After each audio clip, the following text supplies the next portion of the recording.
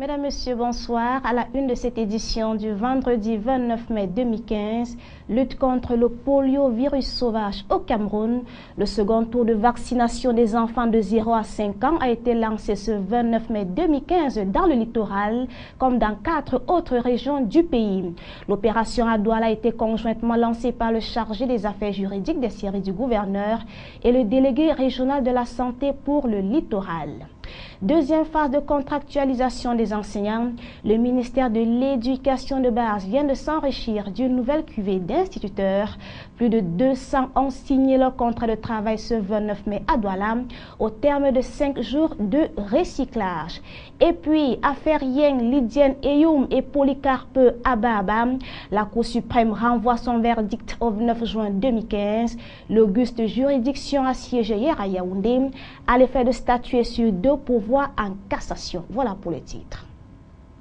Bienvenue à tous au journal sur CamNews 24. Le ministère de l'Éducation de base vient de s'enrichir d'une nouvelle cuvée d'instituteurs dans la région du littoral. Ils sont plus de 200 à passer du statut de maître de parents à celui d'instituteur contractualisé.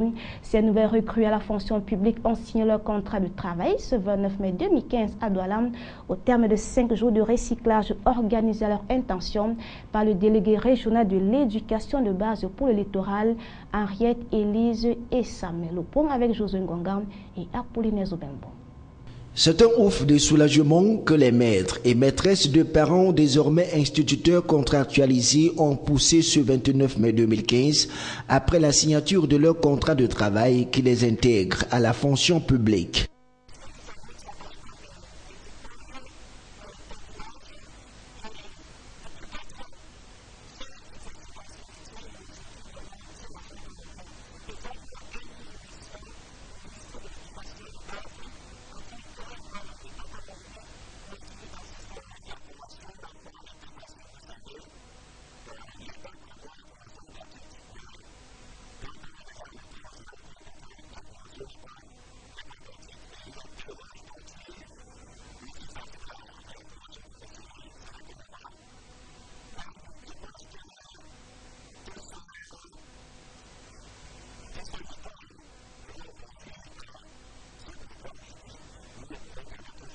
L'attente aura été longue pour ces titulaires du 4e sortis de Niège depuis plusieurs années, exerçant sur le terrain depuis leur sortie d'école et revendiquaient à corps et à cri leur prise en charge par le gouvernement camerounais. Aujourd'hui, ces choses faites et les uns et les autres ne peuvent que se réjouir et penser à d'autres qui attendent avec impatience la grâce gouvernementale.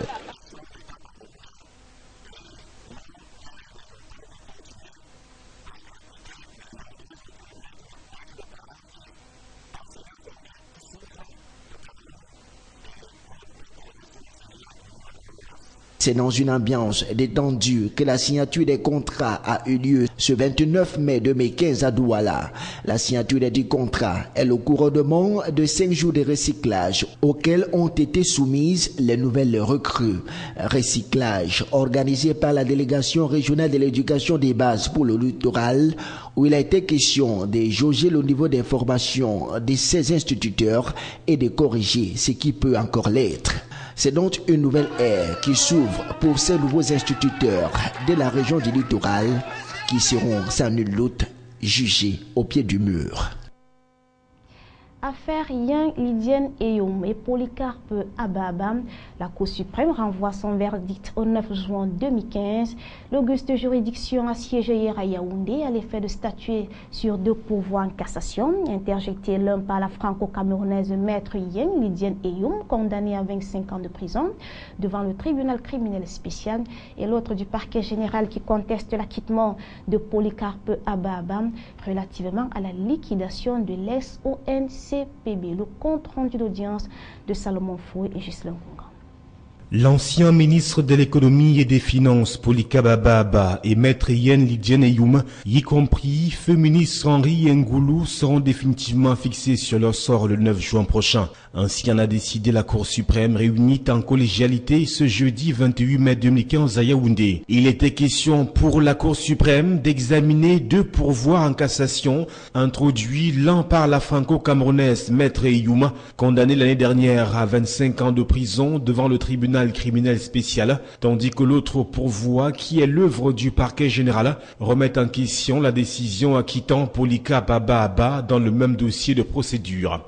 Une procédure qui ne semble pas lâcher feu ministre Henri Ngoulou en dépit de son décès. Il est représenté pour la circonstance par son conseil Maître Aono. Pour mémoire, les faits objets du litige ont trait à un détournement de la rondelette somme d'1,50 milliard de francs CFA recouvrés par Maître Youma auprès de la SGBC au profit de la liquidation de l'ex-ONCPB. Dans ses réquisitions, le procureur général près la Cour suprême demande la cassation du verdict rendu par le tribunal criminel spécial à l'égard des anciens ministres Polika Baba et Henri Ngoulou.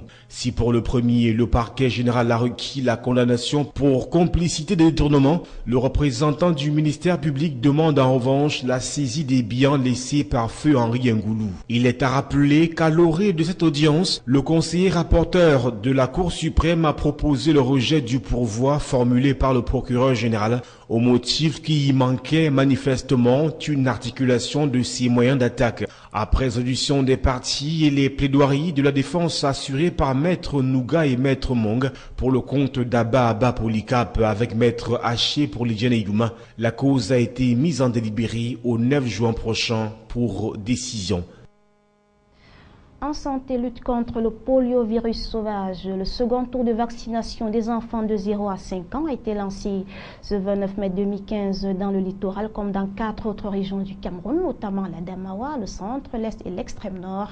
À Douala, dans le littoral, c'est le chargé des affaires juridiques des services du gouverneur et le délégué régional de la santé pour le littoral qui ont procédé au lancement de cette grande campagne qui va s'étendre sur 3 jours. Le point avec Josué Ngongan et Apollinaire Zobelbo. C'est le groupe scolaire bilingue Les Merveilles des Niala dans l'arrondissement de Douala 3e qui a servi des cadres ce 29 mai 2015 au lancement du deuxième tour des vaccinations contre la poliomyélite dans la capitale économique. Ici, les élèves des 0 à 5 ans se sont vus administrer quelques gouttes des vaccins des mains du chargé des affaires juridiques au service du gouverneur et du délégué régional de la santé pour le littoral, le docteur Martin Yamba Beyas. Non loin de l'établissement en question, certaines habitations ont reçu la visite des vaccinateurs qui se sont tant bien que mal acquittés de leurs devoirs. Par ce geste, le chargé des affaires juridiques au service du gouverneur et le délégué régional à la santé pour le littoral donnaient ainsi le ton de 3 jours de vaccination dans les lieux les plus populaires et les plus populeux de la capitale économique.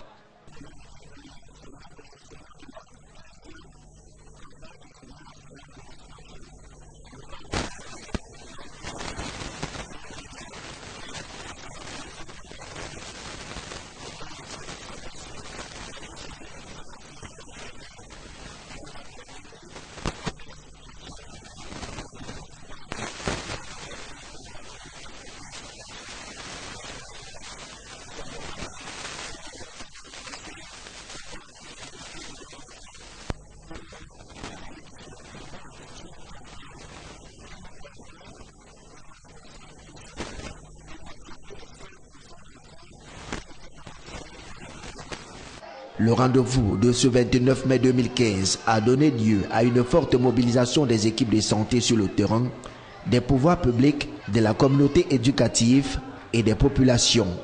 Une preuve que le Cameroun est bel et bien déterminé à barrer la voie au poliovirus sauvage. Rappelons que 5 régions du Cameroun sont concernées par cette seconde phase qui prend fin le 31 mai 2015 prochain. Il s'agit des régions du littoral, du centre, de l'est, de l'extrême nord et de la Damawa. La 6e édition de la Foire internationale de Douala pour le développement a ouvert ses portes au public hier au complexe Jean-Jacques Ekindi à Deido, ici à Douala. La cérémonie solennelle de coupure du ruban symbolique était présidée par le ministre du Commerce, Luc Magloire Mbarga Atangana. Plus de précisions avec Eric Ticheux et Benoît Ndongo. Faire de Douala le cœur des affaires en Afrique centrale, c'est l'objectif de la Foire internationale de Douala pour le développement. Rendue à sa 6e édition, la FIDE permet aux opérateurs économiques de la capitale économique non seulement de découvrir ce qui est fait à l'échelle nationale, mais aussi ce que nous proposent les pays qui font dans l'importation et l'exportation avec un accent particulier sur le développement. Nous atteignons ce qu'on appelle pour les hommes l'âge de raison. Et il fallait que nous marquions notre permanence, que le site reflète la permanence ou non accordée à l'événement. Et d'un autre côté, que nous donnions de l'importance à l'aspect international. Vous savez, les opérateurs internationaux ne se déplacent pas pour aller n'importe où. Ils se déplacent pour venir à un lieu précis qui ressemble à ce qu'ils connaissent chez eux, s'ils ne viennent pas.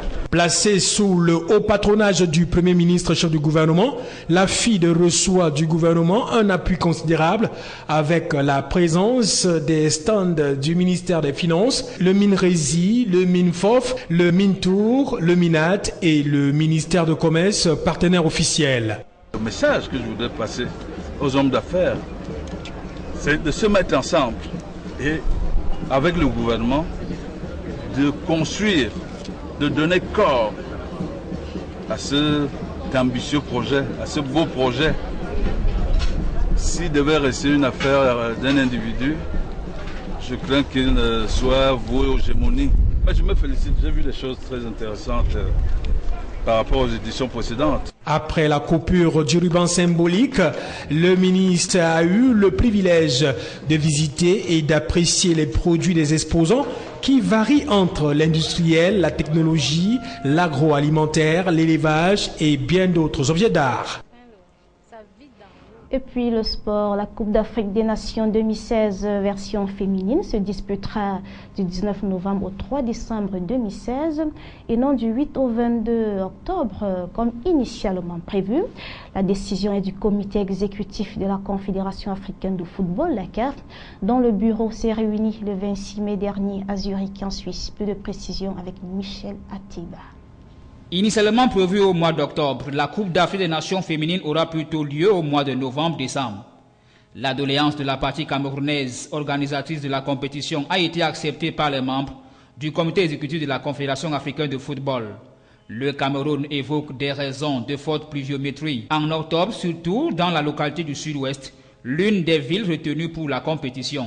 Un argumentaire accepté qui a permis au report. Mais pour les observateurs et autres analystes de sport, le Cameroun n'est pas prêt à accueillir la Coupe d'Afrique des Nations 2016.